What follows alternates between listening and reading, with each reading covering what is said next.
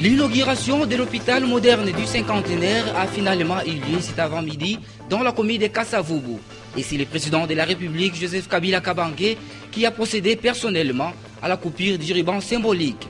Dans son message à l'occasion de la journée mondiale de l'eau, le ministre des Ressources hydrauliques et électricité, Bruno Kapanji, a donné des stratégies pour doubler le taux des dessertes en eau potable et en électricité à l'horizon 2016. Vous suivrez également dans ce journal la problématique liée au coût et à la consommation de l'eau à Kinshasa. Ce journal vous est présenté par Alain Kyuka Mbambi. Madame, Monsieur, bonsoir. Bienvenue à cette grande édition du Journal TV sur Antena et merci d'être avec nous ce soir. Prévu pour ce samedi 22 mars, le lancement officiel de la conférence minière de la République démocratique du Congo aura lieu demain, tout simplement parce que tous les officiels étaient ici à Kinshasa où le président de la République, Joseph Kabila, a inauguré officiellement ce samedi l'hôpital du cinquantenaire situé dans la commune de Lingwala. Cette institution médicale a été placée sous la gérance de Padiat Healthcare. Elle soignera les Congolais à un prix abordable et selon les normes qui devront en principe réduire sensiblement l'expatriation médicale. Patricia Bassois et Joseph Belebele, reportage. Autrefois, bassin d'eau, il se révélait impossible d'ériger un bâtiment en ce lieu appelé Pakadjouma. Mais aujourd'hui, grâce au président de la République, ce rêve est devenu réalité. Le programme 5 chantiers a doté à la République démocratique du Congo d'un joyau qui lui permettra de se soigner en bonne et due forme et à un prix abordable. À en croire le gérant de cet hôpital, M. Padiat, tous les matériels de l'hôpital moderne du cinquantenaire est informatisé et couvre à toutes les spécialités. Il y a surtout un centre spécialisé dans l'implantation des organes et la République démocratique du Congo sera le second pays après l'Afrique du Sud à l'avoir. Aujourd'hui, il y aura moins de déplacements. Donc, aller à l'étranger pour des soins appropriés ne sera qu'une exception. Mais la règle, désormais, est devenue de se faire soigner ici en République démocratique du Congo. C'est-à-dire que l'Afrique tout entière, même d'autres pays européens, pourquoi pas, aimeraient bien venir se faire soigner ici, comme ce fut le cas dans les temps. Il faudra noter également que 40 millions de dollars seront investis pour l'expansion de cet hôpital dans les jours à venir par le groupe Padiat Healthcare. Il construira un grand centre de cancérologie et souhaite que tous les alentours de l'hôpital deviennent un quartier destiné au personnel médical pour le bien-être de celui-ci.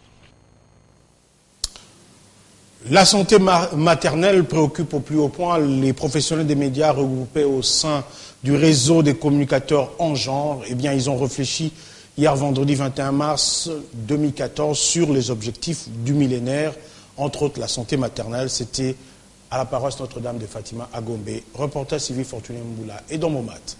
Cette journée de réflexion qui a réuni le communicateur en genre leur a permis de changer sur la santé maternelle. La réduction de la mortalité maternelle et infantile est l'un des objectifs du millénaire et nécessite une attention particulière des autorités sanitaires et médicales et une bonne sensibilisation des filles et des femmes. On a constaté que la RDC, quoique elle a fait de grandes avancées, mais elle est encore vraiment, nous pouvons dire, au bas de l'échelle. Il y a encore beaucoup d'efforts qui restent à faire. Ainsi donc, d'ici 2015, il ne reste qu'une année. Nous demandons à ce que les gouvernants, les décideurs, les responsables du pays puissent s'auto-évaluer, que chacun à son niveau, à son service puisse s'auto-évaluer, qu'on évalue aussi les points qui concernent la femme, si nous avons atteint un niveau, si le bilan est positif. Cette rencontre de professionnels de médias a bénéficié du soutien du Bureau du genre de la MONUSCO. Nous le disions au sommaire de ce journal, le 22 mars de chaque année, le monde entier célèbre la Journée internationale de l'eau. Cette année, le thème choisi est eau et énergie. À l'occasion, le ministre des Ressources hydrauliques et électriques, Kapandji Kalala a adressé un message aux Congolais. Il a entre autres rappelé les immenses potentialités hydrauliques que regorge la République démocratique du Congo. Suivez. Chers compatriotes, ce 22 mars 2014, le monde entier célèbre la journée mondiale dédiée à la ressource en eau sous le thème eau et énergie. En effet, la planète Terre est couverte par près de 1400 millions de kilomètres cubes d'eau, représentant 71% de la surface de la Terre. De ce potentiel, seuls 2% constituent l'eau douce nécessaire à la vie humaine. Aujourd'hui, près de 200 millions de personnes n'ont pas un accès aisé à l'eau douce à travers le monde. La République démocratique du Congo, notre pays, dispose d'un potentiel en ressources hydriques renouvelables estimé à 900 km3 par an, ce qui représente un potentiel de 52% des réserves totales de ressources en eau du continent africain. Paradoxalement, seuls 29% de la population totale de la République démocratique du Congo ont accès à l'eau potable, soit près de 21 millions d'habitants. Le gouvernement a adopté une stratégie axée sur 3 volets. 1. Volet structurel et managérial, au travers de la transformation des entreprises régies des eaux et SNEL, qui autrefois disposaient du monopole dans les secteurs, à des entreprises commerciales appelées à améliorer leurs performances techniques, financières, commerciales et de gestion. 2. Volet institutionnel, couvert par un nouveau cadre légal, en vue de doter les secteurs de lois devant permettre l'augmentation de l'offre publique et privée. 3. Volet décentralisation qui prend appui sur l'application de la stratégie nationale adoptée pour accélérer la croissance. C'est là la condition sine qua non pour assurer notre mieux-être et notre survie. Car l'eau, c'est la vie. Et l'énergie, c'est le moteur de la croissance. Que vive la journée mondiale de l'eau, que vive la République démocratique du Congo, que Dieu bénisse notre peuple.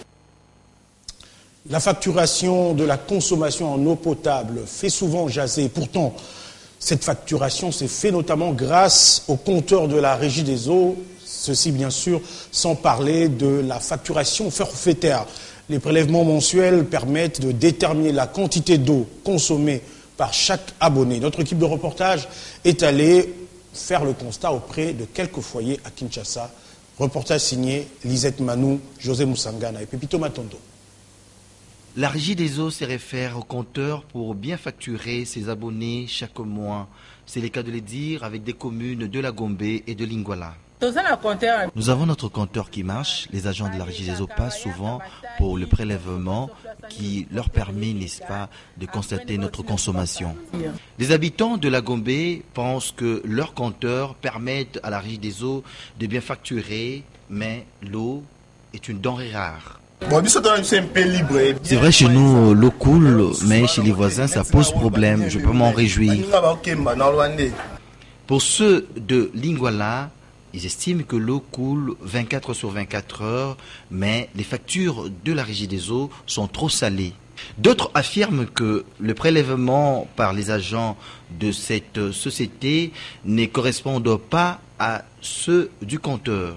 Ils crient à la surfacturation. L'eau coule, mais à la fin du mois, les factures sont trop salées. Nous ne sommes qu'au premier trimestre de l'année 2014. Espérons que les réclamations et les plaintes vont obtenir gain de cause.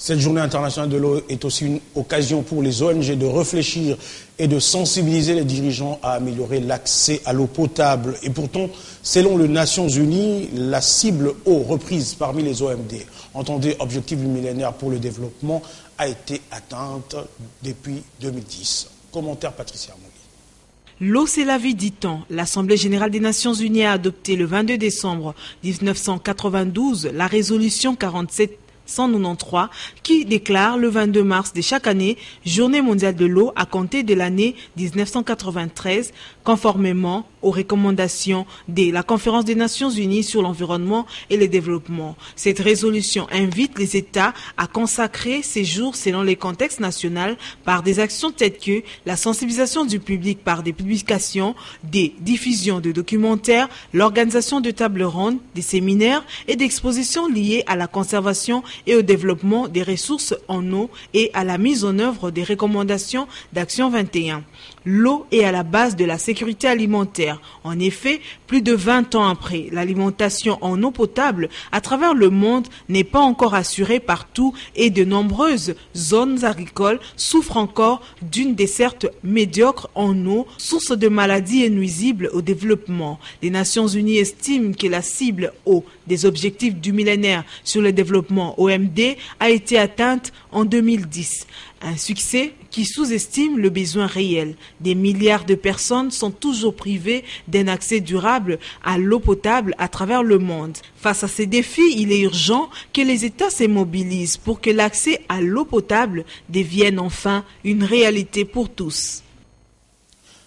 Au chapitre politique, l'article 220 de la Constitution fait couler beaucoup d'encre et de salive. Vous le savez, selon cette disposition de la loi fondamentale, le président Joseph Kabila ne pourra pas en 2016 se représenter pour un troisième mandat successif. Mais que dit en long et en large la Constitution à ce sujet? Explication avec Laine Bofando-Mbungo. Selon l'exposé des motifs et conformément à l'article 220 de la Constitution de la République démocratique du Congo, pour préserver les principes démocratiques contenus dans la présente Constitution contre les aléas de la vie politique et les révisions intempestives, les dispositions relatives à la forme républicaine de l'État, au principe du suffrage universel, à la forme représentative du gouvernement, au nombre et à la durée des mandats du président de la République, à l'indépendance du pouvoir judiciaire, au pluralisme politique et syndical, ne peuvent faire l'objet d'aucune révision constitutionnelle. Telles sont les lignes maîtresses qui caractérisent la présente Constitution. Du reste, l'initiative de la révision constitutionnelle appartient concurremment au président de la République, au gouvernement après délibération en Conseil des ministres, à chacune des chambres du Parlement, à l'initiative de la moitié de ses membres, à une fraction du peuple congolais, en l'occurrence 100 000 personnes s'exprimant par une pétition adressée à l'une des deux chambres. Chacune de ces initiatives est soumise à l'Assemblée nationale et au Sénat, poursuit la loi fondamentale qui décide à la majorité absolue de chaque membre du bien fondé du projet, de la proposition ou de la pétition de révision. La révision n'est définitive que si le projet, la proposition ou la pétition est approuvée par référendum.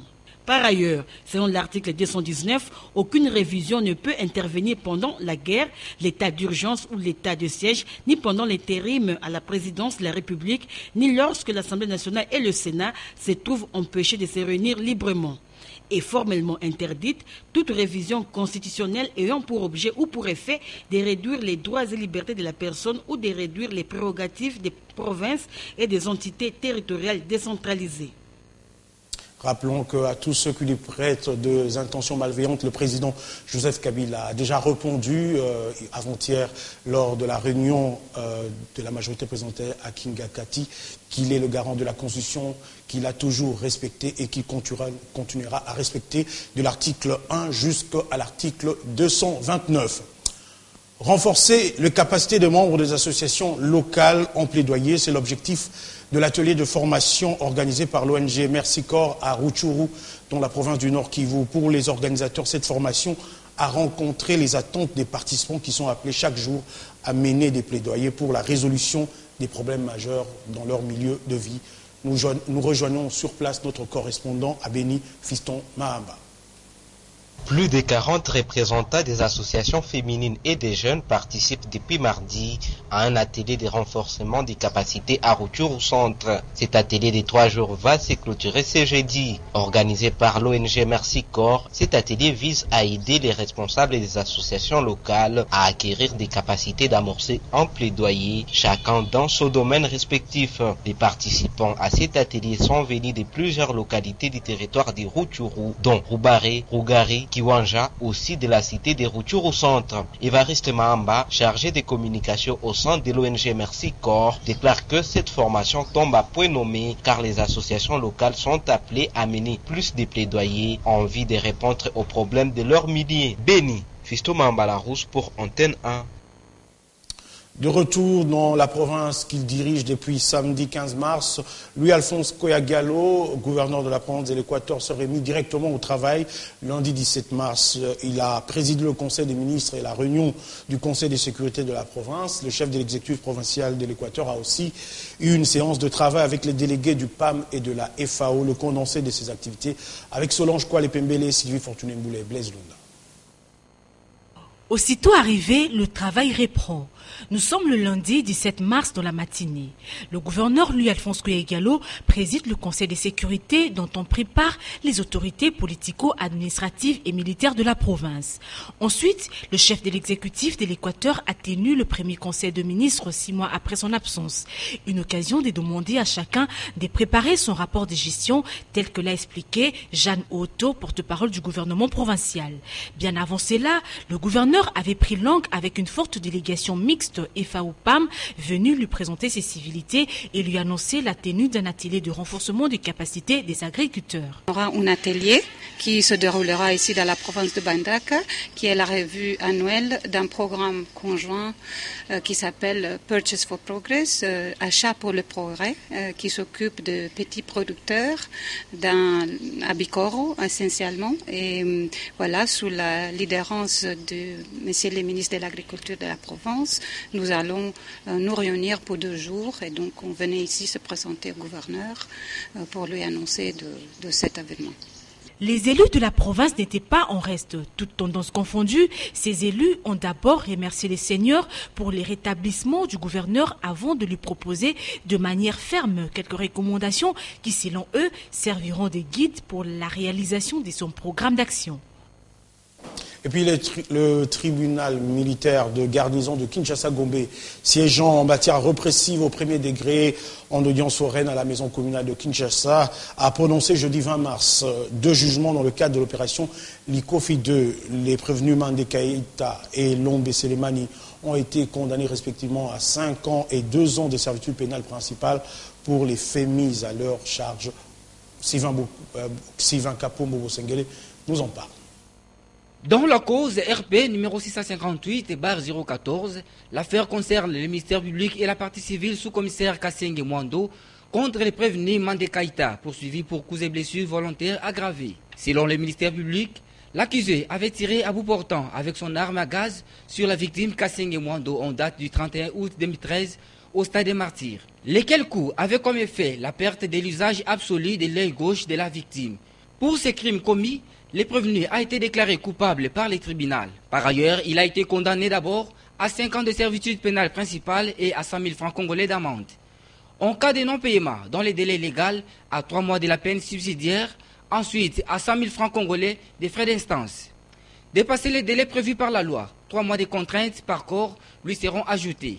Enfin, le condamné est appelé solidairement avec la République démocratique du Congo à payer 10 000 $ américains, équivalent en francs congolais au titre des dommages et intérêts à la partie civile Kassenge pour les préjudices subis.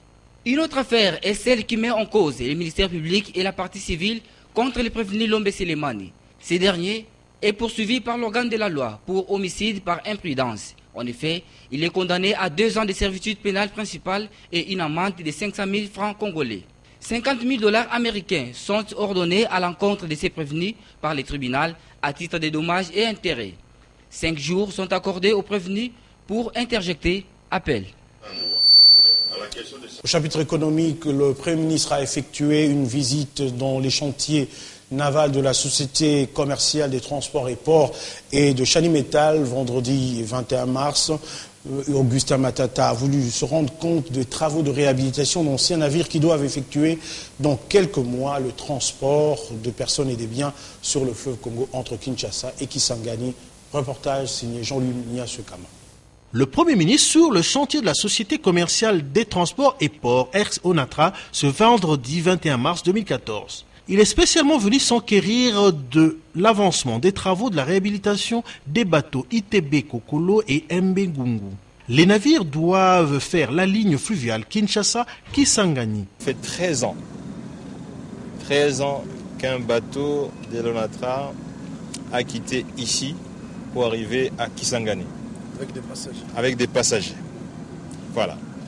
Donc pour la première fois depuis 13 ans, on va avoir un bateau avec des passagers quitter Kinshasa et arriver à Kisangani. Après effectivement 13 ans, ces navires doivent être remis aux normes.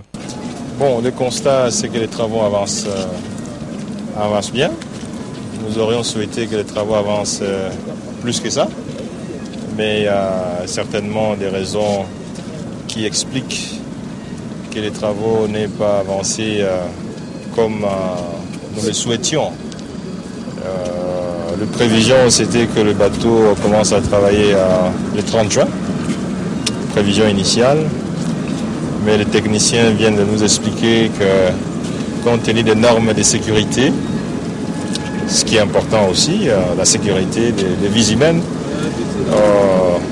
cette remise à flot pourra se faire éventuellement avant septembre et au plus tard au mois d'octobre. Le Premier ministre a continué sur le chantier de Chanimetal avec l'administrateur délégué André Bernard. Avec la reprise prochaine des voyages de ces navires, le recyclage et la remise à jour du personnel navigant s'imposent. Il en va de la sécurité des personnes et des biens sur ces navires.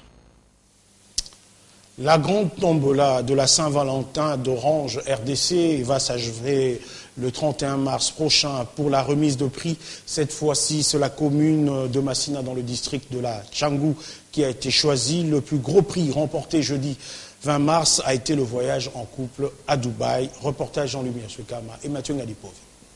La tombola de la Saint-Valentin d'Orange s'est déplacée à la Tchangou dans la commune de Massina. À l'entrée, on a déjà un avant-goût de la grande remise de la fin du mois de mars. À l'intérieur, le tirage commence et le huissier de justice veille au grain. Ici, le grand prix est un voyage à Dubaï en couple. La sœur du gagnant, empêchée, s'exprime. Je ne savais pas c'était au hasard qu'il avait joué et puis on l'appelle le lendemain qu'il avait gagné.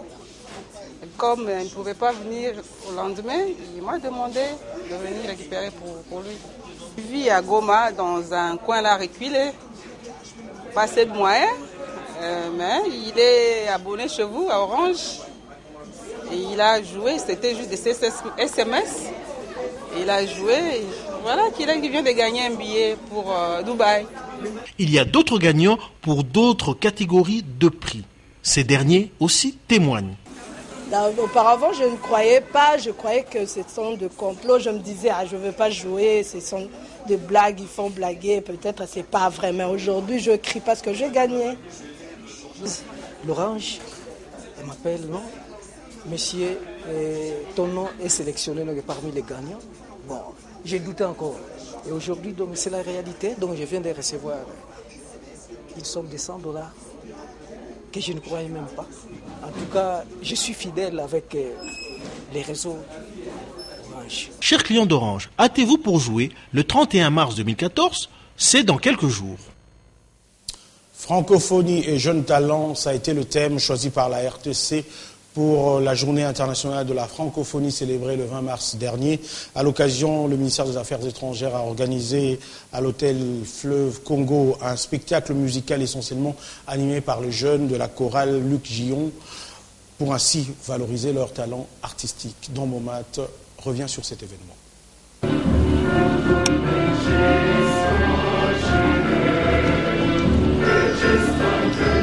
Un spectacle musical. Quoi de mieux pour laisser les jeunes Congolais exprimer leur talent à l'occasion de la journée internationale de la francophonie célébrée en RDC sous le thème Francophonie et jeunes talents. Dans une cérémonie teintée de brefs discours, ces jeunes ont su à la fois émouvoir et faire voyager l'assistance au travers l'espace francophone par leur mélodie, Et c'est là à moins d'1 heure du temps.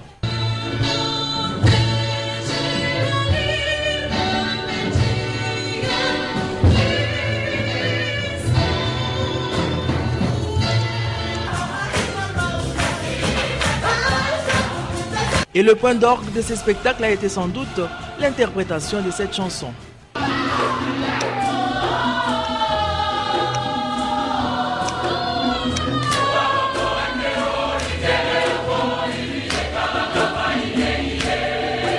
Espérons que le ministère de la Culture et celui des Affaires étrangères, qui a également dans ses attributions la francophonie, veilleront dans un avenir proche à susciter encore de jeunes talents pour enrichir la diversité culturelle du monde francophone.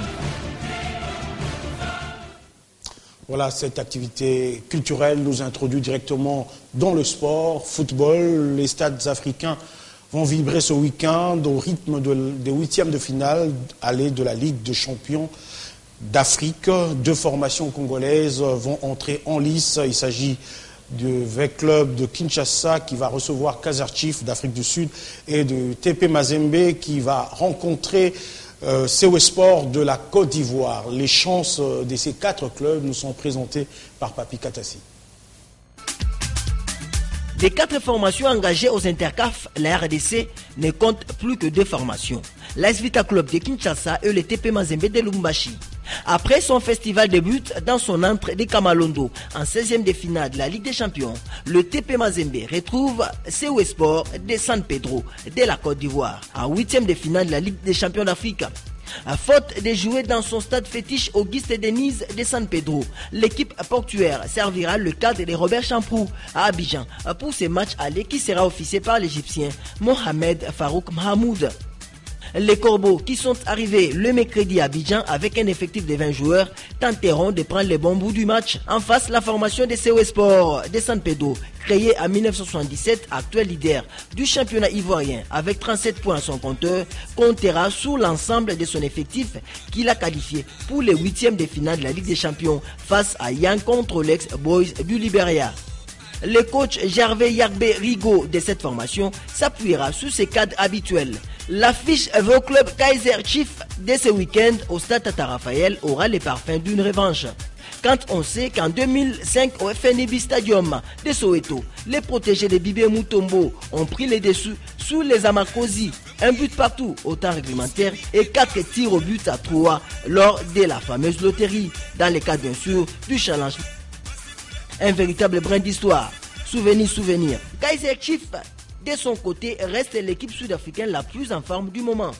Double tenant du titre du championnat d'élite sud-africain, l'équipe dirigée par Stuart Baxter ne vient pas en victime expiatoire après avoir éliminé de la belle manière la formation mozambicaine de Liga Moukoulmania. Les Chiefs arrivent à Kinshasa avec l'ambition de limiter les dégâts avant de recevoir les Banavea dans leur entre des Rand Stadium ou FNB Stadium.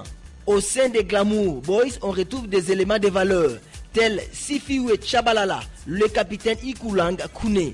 V-Club Chiefs de ce dimanche restera sûrement l'une des belles affiches que propose la Confédération africaine de football. Voilà, c'est par ici que nous mettons un terme à cette grande édition du journal télévisé. Merci de votre aimable attention, de votre fidélité. Merci surtout à vous tous qui nous suivez à partir de Brazzaville sur Canal Sat, Canal 142.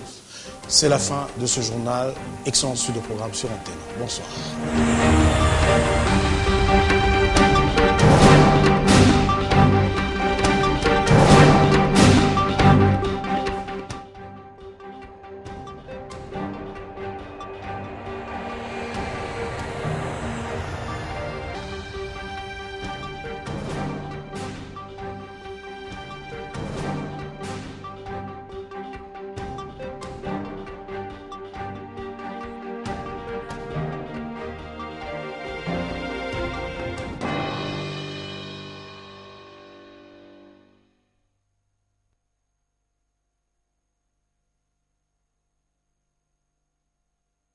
Ce programme vous a été offert par RTL.